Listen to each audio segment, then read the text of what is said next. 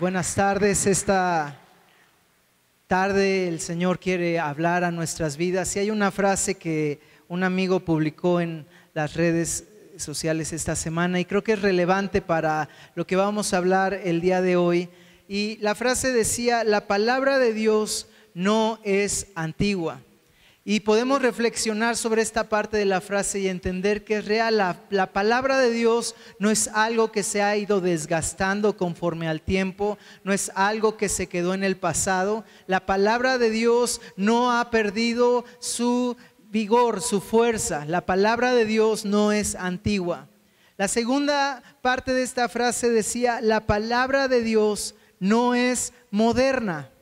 Y aquí como que a mí me hizo un poco de cortocircuito, porque cuando pensamos en la palabra de Dios también podemos ver que realmente no es moderna, no es que haya sido influenciada por la etapa que estamos viviendo, por el postmodernismo. Podemos decir que la palabra de Dios no es medieval, que fue solo para una época. La palabra de Dios no es que haya sido escrita el día de hoy, sino que la palabra de Dios, y así termina esta frase: la palabra de Dios es eterna.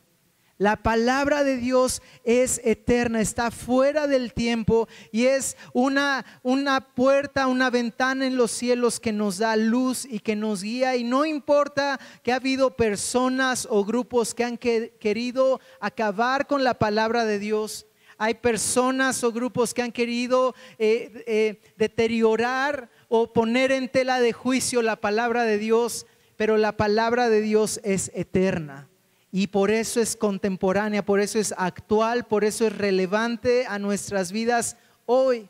Entonces la palabra de Dios no es que fue escrita para un tiempo, sino que la palabra de Dios es eterna y fue dada desde el cielo para nosotros. No está, aunque alguien la quiera destruir, no es que esté en la nube. La palabra de Dios es en los cielos y viene a nuestras vidas como una luz, una guianza de parte de Dios. Y yo te voy a invitar a que esta tarde, si tú quieres respirar de esta palabra eterna, podamos orar y que tú le digas: Señor, háblame hoy.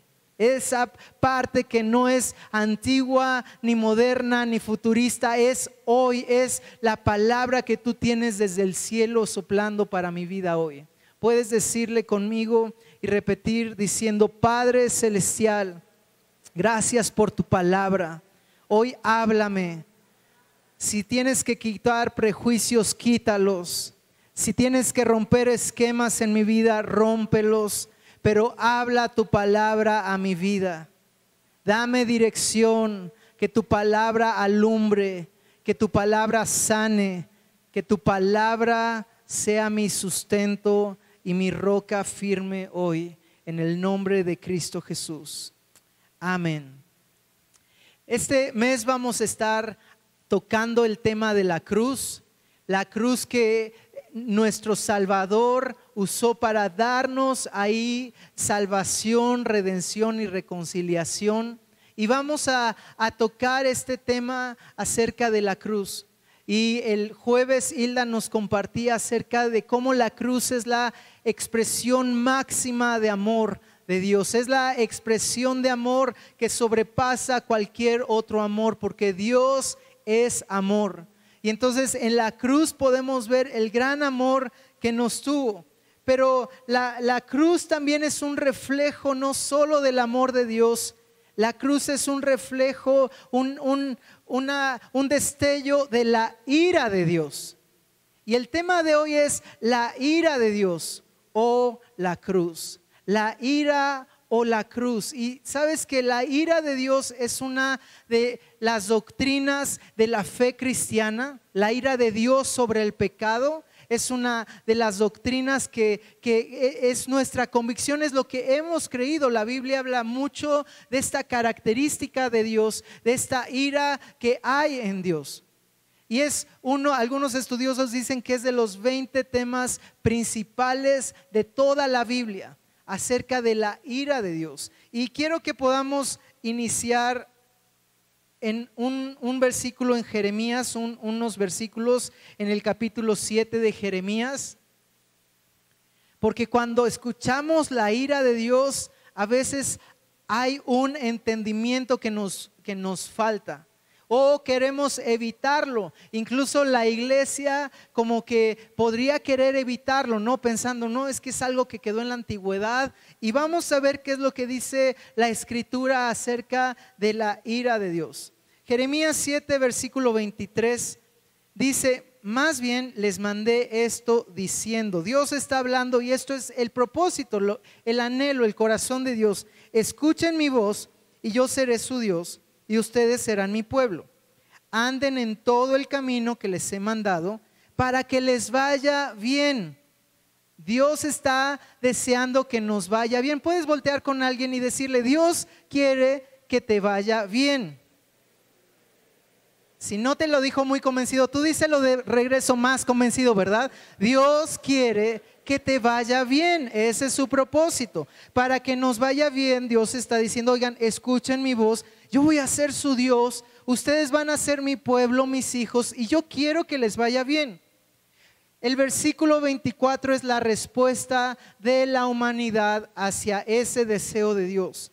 Pero no escucharon ni inclinaron su oído, sino que caminaron en la dureza de su malvado corazón, según sus propios planes. Caminaron hacia atrás y no hacia adelante.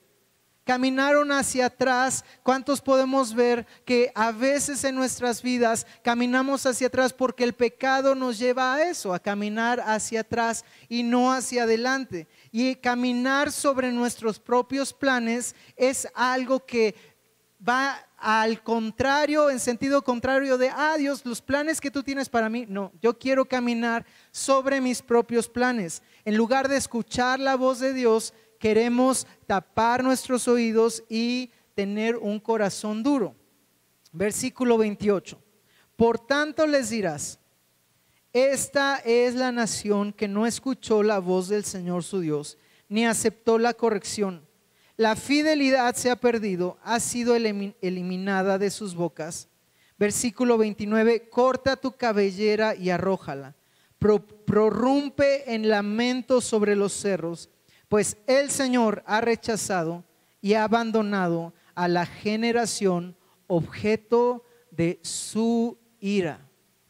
Objeto de su ira. Y podemos ver que Dios está en contra de una generación que se levanta en sus propios pensamientos, en sus propios caminos, y endurece su corazón y dice: Dios, tú tienes esos planes, yo tengo planes mejores. Dios, tú tienes estas formas, yo tengo formas mejores. Y hay una dureza de corazón.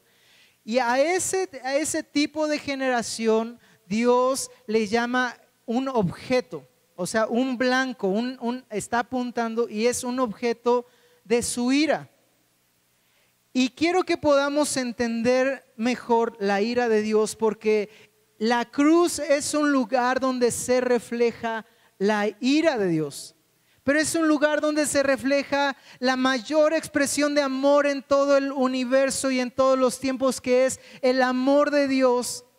¿Y cómo puede ser este lugar un lugar donde se encuentra, como dice la Escritura, la paz y la justicia se besaron? Es el lugar donde se encuentra la justicia de Dios, pero donde viene la paz de Dios, donde está la verdad, el principio inquebrantable de Dios, pero donde la misericordia de Dios nos alcanza. Y eso es la cruz. Ahora, eso fue en Jeremías. Pero Dios tiene misericordia y se levantan y Dios los perdona. Y luego de nuevo peca la humanidad en contra de Dios y Dios los perdona. Y después viene Jesús en la cruz y Dios pone al alcance su perdón. Pero Romanos 1:18, si podemos ir ahí, vamos a estar viendo varios versículos en Romanos. Y me encantó porque el jueves se tocaron el versículo antes y el versículo después, y gracias, me dejaron este versículo. Y dice: pues la ira de Dios se manifiesta desde el cielo contra toda impiedad e injusticia de los hombres, que con injusticia detienen la verdad. espérate, la cruz ya pasó y aún Dios está hablando de su ira. Dios sigue hablando de esa ira, de ese celo santo que hay en su corazón. ¿Por qué? Porque la ira de Dios es algo que nosotros tenemos que conocer de Dios. Quiero tomar unas palabras de Don Carson y habla, al igual que otros teólogos, acerca de la ira de Dios. Y dice así, primero empieza hablando de lo que no es la ira de Dios para que podamos entender un poco mejor. La ira de Dios no es la pérdida de autocontrol, ni un estallido irracional y caprichoso de enojo. La ira divina no debe ser considerada como un mal temperamento celestial o como que Dios está atacando a los que le caen mal. Lo que nos quiere decir este teólogo es, la ira de Dios no es algo que ay, Dios se les perdió los estribos, ¿verdad? De repente algo se salió de su control y se enfureció contra una persona. Y la ira de Dios no es algo que, pues como esta ciudad hizo esto, fuego cae porque amanecí de malas y quiero desquitarme con alguien, ¿verdad? Los ángeles, ¿verdad? Regaron las copas y entonces no, me tengo que desquitar con alguien y los humanos son bien vulnerables, les voy. No es una pérdida de control, porque cuando oímos la ira de Dios lo queremos pasar bajo nuestro filtro. Cuando yo me lleno de ira es contra una persona o contra una circunstancia y depende totalmente de mis emociones. Pero la ira de Dios no es tampoco algo de humor. Hay religiones que creen esto, que el día que te mueres, pues si Dios está de buenas te fue súper bien y pásale, ¿verdad? Que bueno, pero aguas si te mueres el día que está de malas, porque no te asegures más, te tiene un lugar de castigo. Y entonces la gente hace lo que quiere porque no tiene en cuenta que Dios es un Dios justo, no es un Dios temperamental, no es un Dios caprichoso. Él es un Dios soberano que muestra su justicia. De hecho, la otra parte que dice Don Carson es la ira divina, es un justo antagonismo, es decir, lo total opuesto, el total enemigo hacia todo lo que es impuro. Es la repulsión que surge del carácter mismo de Dios hacia todo lo que es una violación de la voluntad de Dios. ¿Por qué la ira de Dios está presente? ¿Por qué se manifiesta? Porque Dios tiene una determinación. Es su santidad, es su reino y es su voluntad. Y Él está determinado a que cualquier cosa que rompa o quiera interrumpir o quiera frenar, como leímos en Romanos, que quieras frenar la verdad, se manifiesta la ira de Dios. Ahora, ¿Dios está enojado conmigo? Quiere decir que Dios está enojado conmigo, Dios está enojado con la humanidad. Y tenemos que entender que Dios tiene un carácter y una cualidad que quiere transmitirnos. Y de hecho Jesús nos dice, no, mira, llénate de ira, pero no peques. O sea, hay una parte de la ira que es moldeada entre nosotros para ser santa. Y yo lo veo en este sentido, los que somos papás en edad de darle vara a nuestros hijos, Dios moldea esa parte en nuestra vida, de tener una justicia, porque a lo mejor un día yo estoy enojado, tengo muchas fricciones, tengo muchas presiones y entonces pues pasa mi hija y tira algo y entonces yo me enfurezco porque tiró mi Coca-Cola y entonces le digo y me enfurezco y entonces le doy vara porque dice la Biblia que eso va a sacar todo lo impuro de su corazón y se enciende una ira en mí, pero no está haciendo justo lo que estoy haciendo. Y de la misma forma a veces somos tentados a decir, ay, es que estoy de súper buenas, es súper buen día, qué padre, mi hija no tira la Coca-Cola, pero hay una actitud y presenta una actitud en su corazón que Dios me dice, si se queda en su corazón va a dañar su vida.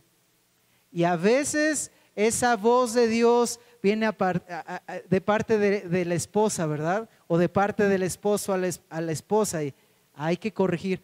No, pero ve que bien nos llevamos, ve, me quiere mucho, ves, inocente criaturita del Señor. Y como estoy de buenas, no quiero ejercer la justicia. Pero la ira de Dios no se basa en ese conflicto. La ira de Dios es: estoy determinado a acabar con esta impureza porque va en contra de la santidad, porque yo quiero que les vaya bien, y si tienen esto en su vida, les va a ir mal. Y también esto como que lo entendemos más. Imagínate cuando ha habido conflictos nucleares o problemas de centros de radiaciones, y de repente hay como desastres naturales donde explotan centros de radioactividad, y se tienen que tomar cartas en el asunto. No se puede dejar eso ahí, porque si alguien toma un objeto o se acerca a esa parte, se contamina de esa radiación o esa actividad nuclear. Y yo te pregunto, si alguien te dijera: ay, mira, esto viene, tú tenías un tatarabuelo de tal país, y entonces una vez me dijo, y este cofre lleno de joyas, este cofre lleno de historia familiar, te pertenece. Ah, pero lo encontramos ahorita que cayó la bomba nuclear, o en medio del centro, ahí, y dice que te pertenece. Pero si tú lo dejas pasar a tu casa, puede causarte enfermedades, puede contaminar tu comida y ya no te la puedes comer. Y te lo da, te lo entrega. ¿Tú lo tomas o lo dejas? ¿Lo metes a tu casa?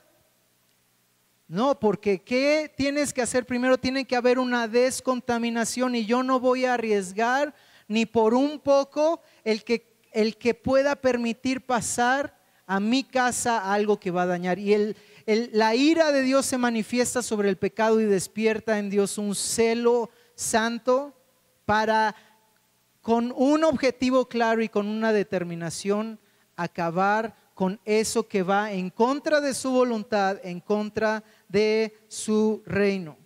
Y todo lo que se revela contra él, todo lo que le deshonra, todo lo que le quiere hacer a un lado, es objeto de la ira de Dios. La ira de Dios es justa. Romanos 2:5. Pero por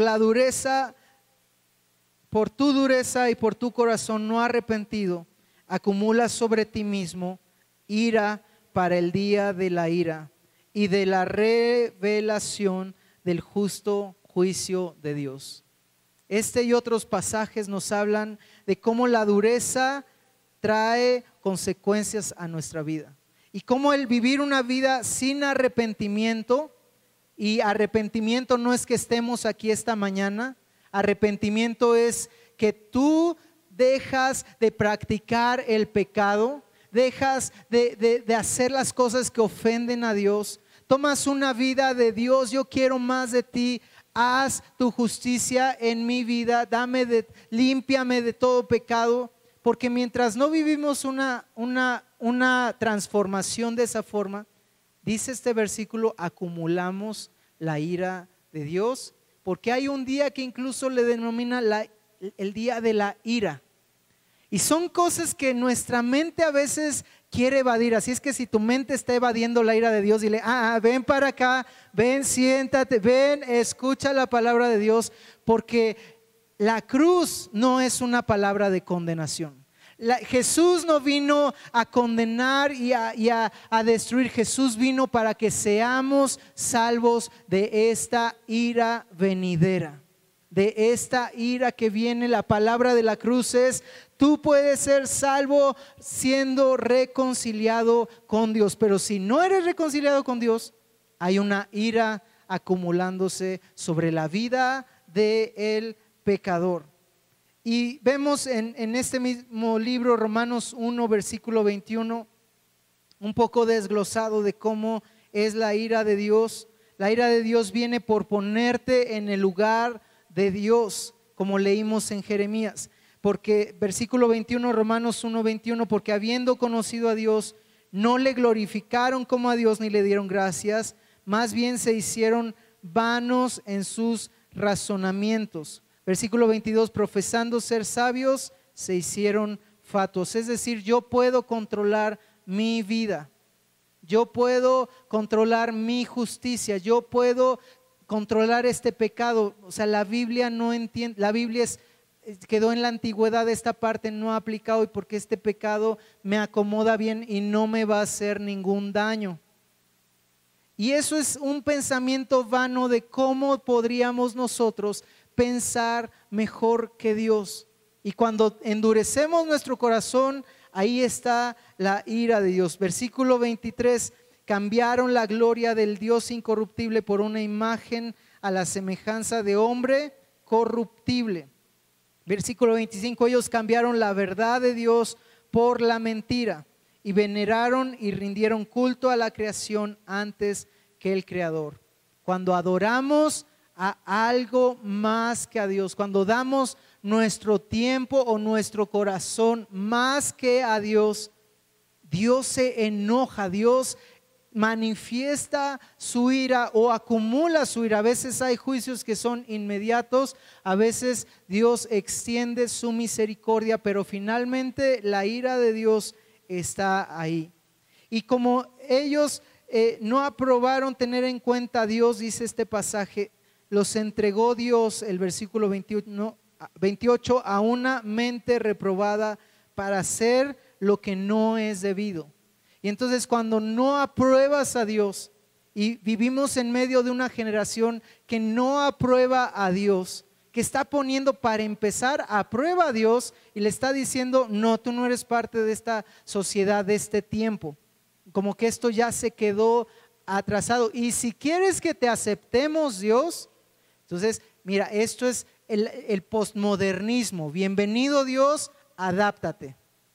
Y eso causa ira de Dios. Y cuando eso sucede y rechazamos a Dios, los versículos que siguen empiezan a hablar del pecado que empieza a crecer más en nuestra vida. Habla de injusticia, maldad, avaricia, perversidad, envidia, homicidios, contienda, engaños. Empieza a hablar de tantas cosas que hace el hombre de forma soberbia, insensatamente. Y me llama la atención las tres últimas características: deslealmente, crueles y sin misericordia. Deslealmente es algo que estamos fácilmente adaptando. Necesitamos una lealtad en nuestro corazón. Necesitamos la lealtad de Dios en nuestras vidas. Habla aquí de una crueldad. O sea, esta semana salieron noticias en toda la nación de nuestra ciudad de cómo la crueldad se sigue manifestando en nuestros días. Y dice acá, y sin misericordia, porque cuando queremos aplicar tanta misericordia sin tomarla en cuenta el temor de Dios, acabamos siendo igual, acabamos quitándonos la misericordia de nuestras vidas. Y dice la Biblia que esto acumula la ira de Dios, y todo eso hace que Dios se enoje de una forma justa. No es capricho, no es que le caíste mal, no es que te cayó el chahuistle y entonces a ti te toca pagar los platos rotos porque eres el patito feo de la familia. Dios no actúa sobre eso. Si actúa Él actúa en una justicia, porque si reconoces que hay estas cosas en tu vida, Dios tiene esa justicia de poner una ira manifestada sobre nuestras vidas. Y aunque no lo reconozcamos, muchas veces ofendemos a Dios y hay una ira que viene de forma justa. Pero lo segundo que podemos ver de las muchas cosas de la ira de Dios es que la ira de Dios es consistente. A través del Antiguo Testamento y a través del Nuevo Testamento es consistente. La ira de Dios es desde la eternidad, y Él es una característica. Dios es amor. La Biblia no dice que Dios es ira. Dios es amor. Y por eso podemos ver reflejado en la cruz y en Jesús el amor de Dios. Pero Dios es santo y en esa determinación de santidad Él manifiesta su ira. Y podemos ver que en el Antiguo Testamento encontramos cada vez la misericordia de Dios. Tomamos un versículo, Salmo 103, versículo 10. No ha hecho con nosotros conforme a nuestras iniquidades, ni nos ha pagado conforme a nuestros pecados. David era un hombre que podía ver de lejos la cruz, podía entender la obra de misericordia de Jesús, pero no solo él, podemos ver en toda la Escritura que Dios se airaba. O sea, digo esto porque a veces hay algunos que dicen, no, es que como que ¿por qué es tan así, verdad? Que en el Antiguo Testamento Dios está todo el tiempo enojado y en el Nuevo Testamento Dios es siempre buena onda, ¿no? Y no, Dios es consistente en todo tiempo. Y encontramos que Dios no pagaba a su pueblo conforme a sus obras, sino que tenía misericordia de ellos. David dijo, me doy cuenta que no me has hecho conforme a mi iniquidad, no me has pagado conforme a mi pecado, tú eres misericordioso. Y esto fue antes de la cruz.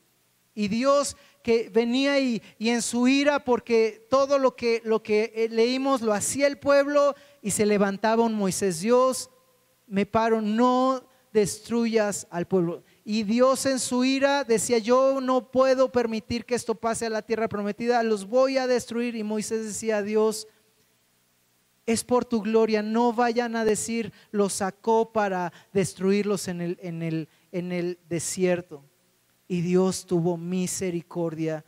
Y el hombre, es impresionante que nuestra intercesión es una habilidad como hijos de buscar la misericordia de Dios en esa ira. Pero a pesar de eso, la ira de Dios estaba acumulada, ha estado acumulada, y lo que dice la Escritura es, sigue acumulándose. Pero Dios nos da la oportunidad de escoger hoy, la ira o la cruz. ¿Escogemos la ira de Dios o escogemos la cruz? Ahora, la cruz es una demostración de la ira de Dios, pero hay una obra de misericordia como no la hay en otro lado. Él tomó nuestro lugar para recibir la ira de Dios. La ira de Dios se consumió en Jesús en la cruz. Y quiero que me puedan acompañar a Isaías 53.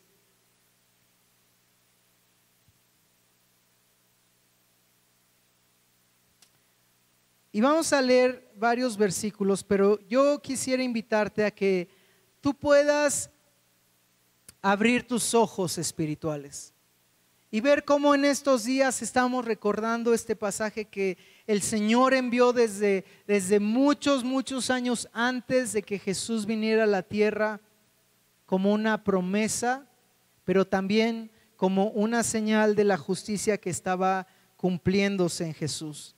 Isaías 53:3 dice, hablando de Jesús, fue despreciado y desechado por los hombres, varón de dolores y experimentado en el sufrimiento, y como escondimos de él el rostro, lo menospreciamos y no lo estimamos. Ciertamente él llevó nuestras enfermedades y sufrió nuestros dolores. Pero dice este versículo, nosotros lo tuvimos por azotado, como herido por Dios y afligido. Él fue herido por Dios mismo. Él fue afligido por Dios. Porque la ofensa de nuestras vidas, la ofensa de nuestro pecado se acumula, y Dios está determinado a que su santidad está por encima, pero que Él quiere adoptarnos y tenernos misericordia. Pero Él no puede ser un Padre injusto. Él no puede ser un Dios injusto. La ira tiene que ser ejecutada en la vida del hombre por todo el mal, por todo el pecado, porque somos unos rebeldes, porque preferimos nuestro camino, porque no queremos escuchar a Dios, porque ponemos a Dios, Dios te apruebo, no te apruebo, y ya con poner a Dios en el examen, ¿qué nos creemos nosotros para poner a Dios y evaluarlo a Él? Si Él es creador, si Él es rey, si Él es Dios. Pero hacer eso acumula ira en nuestras vidas, y Dios trajo la paz a nuestras vidas a través de Jesús. Él fue herido por Dios y afligido. Versículo 5, pero Él fue herido por nuestras transgresiones, molido por nuestros pecados. El castigo que nos trajo paz fue sobre Él, y por sus heridas fuimos nosotros sanados. Todos nosotros nos descarriamos como ovejas, cada cual se apartó por su camino, pero el Señor cargó en Él el pecado de todos nosotros. Él fue oprimido y afligido, pero no abrió su boca. Como un cordero fue llevado al matadero, y como una oveja que enmudece delante de sus esquiladores, tampoco Él abrió su boca. Así es que yo puedo ver cómo la cruz es la manifestación del amor de Dios, pero en la cruz Dios descargó la ira que yo merecía, y Jesús tomó mi lugar. Y me encanta Dios, porque yo merecía ser castigado, pero era un castigo que va más allá de la corrección. Es un castigo que iba a destrozar mi vida, pero Él dio su lugar por mí. Él tomó mi lugar, Él se puso en mi lugar. Y ahora tengo promesas que exceden aún la ira de Dios. El mundo, el enemigo tiene una ira sobre nuestras vidas, y cuando vemos también la vida en el Señor, podemos encontrar que el enemigo constantemente se levanta para traer juicios, para traer condenación, para traer enfermedad, angustia, cárcel, aflicción, ceguera.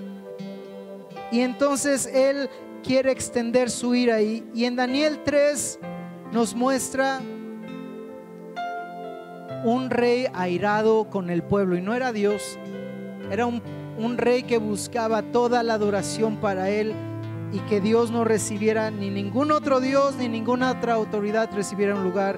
Y Daniel 3:13 nos dice cómo Nabucodonosor dijo con ira y con enojo que trajeran a Sadrach, a Mesach y a Abed-Nego, y estos hombres fueron traídos a su presencia. ¿Por qué los había mandado a traer? Porque ellos tenían una convicción: no vamos a ceder a nuestra adoración al Señor, y no vamos a postrarnos a ningún otro rey o Dios o vudú o creencia o aflicción o tentación. Nosotros vamos a permanecer adorando al Señor. Y entonces este rey los manda a traer lleno de ira, y les dice: ustedes me van a adorar y ustedes van a postrarse. Y ellos le explican sus convicciones y dicen: aunque nos hagas lo que quieras hacer, tu ira es irrelevante, Dios nos puede salvar. Y oyendo esto, Nabucodonosor se llenó de ira. Primero había dicho con ira, pero después se llenó de esta ira y se alteró. Dice el versículo 19: se alteró la expresión de su rostro contra Sadrach, Mesach y Abed-Nego, y ordenó que el horno fuera calentado 7 veces más de lo acostumbrado. Y estos hombres fueron echados a un horno de fuego, y ahí en el horno de fuego le subieron la temperatura hasta el nivel 7, que era el máximo, y lo calentaron a todo lo que daba. Y cuando estos hombres fueron echados, hubo flamas que aún los hombres que echaron ahí se consumieron. Yo creo que esas flamas era el celo de Dios. Yo creo que Dios ya estaba ahí adentro. Yo creo que Dios ya se había puesto ahí adentro para salvar la vida de estos hombres que estaban honrando su presencia, que estaban honrando su nombre, y consumieron estas flamas a los que estaban ahí. Y yo no sé si tú has podido ver el volcán últimamente. Nosotros vivimos en Cholula y hemos podido ver, nos ha tocado ver así en tiempo real las flamas llenas, y es como una expresión, ¿no? O sea, tú puedes ver esto, y a mí me impresionó tanto. Yo nunca había visto, y lo estábamos viendo después de escuchar los ruidos y de sentir la presión, cómo cambiaba en la habitación, y de escuchar y de sentir. Y después vimos el fuego, y aún después del fuego, ahí en la fumarola, ver los truenos que salían, relámpagos que se forman por toda esta actividad. Y de verdad nos podemos dar cuenta de cómo algo tan natural puede ser tan asombroso y aterrador. Esa es la definición de algo sublime: es tan aterrador, tan hermoso, pero a la vez que te llena de tanto miedo, pero a la vez que te muestra tanta hermosura, que es algo sublime. Y Dios tiene ojos de fuego, y Él es un Dios celoso que nos quiere reservar para Él. ¿Cuál es tu decisión? Porque la ira va a venir por un lado o por otro, pero hay un día que todos vamos a pasar, y Dios nos dice: toma la cruz, toma la cruz, no escojas la ira. Es horrendo caer en manos de un Dios vivo. Yo no vine para condenarte, yo vine para salvarte. Me encanta cómo a veces yo tengo miedo no miedo, pero como que disciplinar a mis hijas. Digo, ya no me van a querer, ya no me... Pero necesito formar en ellas, y de verdad es impresionante cómo el corazón de un hijo que sabe que tiene el amor de su padre responde con un mayor amor, porque algo le dice en su interior: me ama tanto que me protege, me ama tanto que tiene un celo por mi vida, me ama tanto que no me destruye, me está protegiendo. Y es una seguridad de decir: mi padre me ama, mi papá me ama y quiere lo mejor para mí. Y yo puedo ver en la cruz eso, yo puedo ver su gran amor, pero Dios ejecutó su ira en Jesús. Él tomó mi lugar, pero también Él está en medio nuestro. Este pasaje de Daniel acaba diciendo: Nabucodonosor exclamó diciendo, al ver que estos hombres no se consumían, él exclamó diciendo: bendito sea el Dios de Sadrach, de Mesach y Abednego, que envió a su ángel y libró a sus siervos que confiaron en él y desobedecieron el mandato del rey, pues prefirieron. ¿Qué prefieres tú? Porque ellos prefirieron entregar. ¿Qué estás haciendo tú? ¿Pidiendo o estás entregando? Ellos prefirieron entregar sus cuerpos antes que rendir culto o dar homenaje a cualquier dios aparte de su Dios. Y este cuate que estaba loco y que quería ser un dios, acabó diciendo: yo no soy el que deben adorar. Bendito sea el Dios de Sadrach, Mesach y Abednego. ¿Sabes por qué lo dijo? Porque pudo ver en el horno que él metió 3, pero había 4. Él metió a destruir 3, pero había uno que estaba ahí junto a esos 3, en medio del fuego, en medio del horno. Él se puso, y Jesús se puso en medio del horno, en medio de la aflicción. Y cuando llegamos a ese lugar, Jesús está ahí, porque Él tomó nuestro lugar, porque Él tomó la ira que merecía mi vida, y que podemos ver qué va a suceder. Y cuando lees Apocalipsis, ves esos días de la ira de Dios, de los cuales hay buenas noticias. Él ya nos salvó y Él ya nos perdonó, acercados a la cruz. Yo te invito a algo, vamos a ponernos de pie esta tarde. Y yo creo que en este lugar hay dos tipos de persona.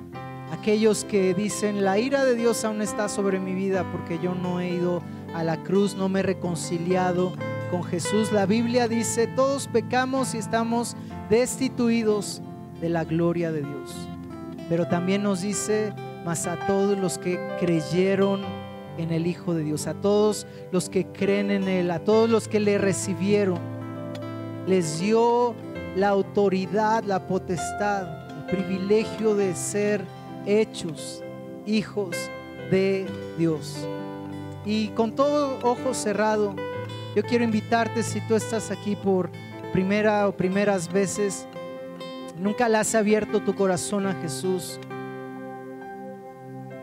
Él te recibe hoy. Toma toda la ira y la hacia un lado, porque su misericordia excede al ver a Jesús en la cruz. Si tú le recibes y tú le tomas, y empieza una vida nueva en ti. Si hay alguien acá que quisiera orar recibiendo y haciendo esto, abriéndole su vida al Señor, puede indicármelo con su mano en alto. Me gustaría orar juntamente con ustedes. Si hay alguien que hoy por primera vez quiere orar diciendo: Dios, te abro mi corazón, Jesús, el Salvador de mi vida, puedes levantar tu mano en alto. ¿No hay nadie? Vamos a hacer una oración y vamos a decirle al Señor: ayúdame, Espíritu Santo, a verte como el Padre que tú eres.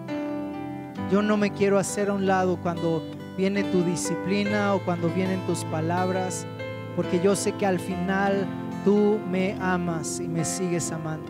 Si tú ya recibiste a Jesús, pero este día necesitas perdón en tu corazón, dile: Señor, ten misericordia. No me pagues conforme a mis transgresiones. No me trates conforme a mis pecados. Yo te pido, Jesús, lávame y límpiame. Señor, yo te pido que me hagas consciente de cómo puedo caminar en ti, de cómo tu propósito es ser perdonado, pero no quedarme ahí, sino que puedo ser santificado. Puedes decirle, y todos podemos decirle en este lugar: santifícame, Señor. Gracias que tú me has perdonado. Ahora te pido: santifícame, apártame para tus propósitos, porque he sido justificado por ti. He sido justificado por ti. Señor, revélanos este gran amor que tienes, este celo santo que también debe estar en nuestras vidas para buscar santidad, para buscar lealtad, para buscar tu reino y tus propósitos. Gracias que tú estás en nuestras vidas. Gracias que tú te pusiste en mi lugar. Gracias que tú